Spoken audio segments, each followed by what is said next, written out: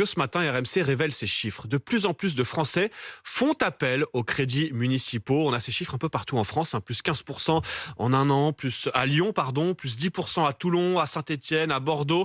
Ce sera aussi le cas à Nantes, va nous dire Jean-François Pilet dans un instant. On va rappeler le principe du crédit municipal, c'est ce qu'on appelle aussi le prêt sur gage, c'est-à-dire que je viens au crédit municipal avec un objet de valeur, généralement un bijou. En échange, j'obtiens immédiatement de l'argent et pendant une certaine période, 1 an, 18 mois, le crédit municipal va garder l'objet, va le garder et j'ai le droit de le récupérer au bout d'un an, 1 an et demi, avec intérêt. Je paye un peu plus cher, mais au bout d'un an, 1 an et demi, je récupère cet objet si j'ai évidemment eu le temps de retrouver un peu de liquidité, un peu de trésorerie. Beaucoup de Français y font face en ce moment avec l'inflation. Beaucoup de Français se rendent dans les crédits municipaux un peu partout en France. Est-ce que Jean-François Pilet est avec nous? Bonjour Jean-François Pilet.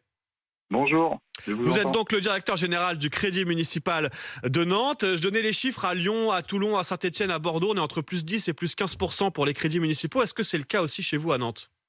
Absolument, on est à plus 11,5 de notre côté, oui. Plus 11,5. Et est-ce que, quel est le profil des Français là qui en ce moment viennent vous voir? Cette augmentation, c'est évidemment lié à l'inflation, on imagine, depuis quelques mois. De plus en plus de Français. Il y a un nouveau public qui vient fréquenter le Crédit municipal de Nantes?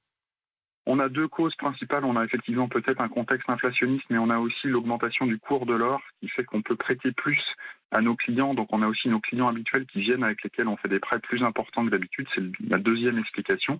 Et la clientèle est assez variée. On est en moyenne quand même plutôt sur une population féminine.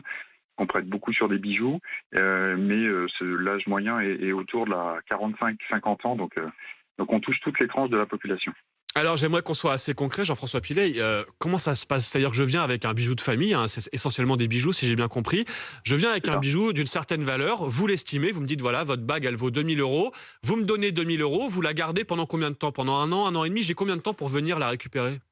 Alors déjà, si elle vaut 2000, on vous prête pas 2000, on vous prête un peu moins parce qu'on prend des précautions pour être sûr que la garantie que vous prêtez avec l'objet soit suffisante. On prête autour de 80% de la valeur du bijou, si c'est un bijou. Après, ça peut être d'autres choses, mais on y reviendra tout à l'heure sans doute. Et ensuite, vous avez 6 mois. On part sur un contrat de 6 mois qui peut être renouvelé pour être porté jusqu'à 2 ans.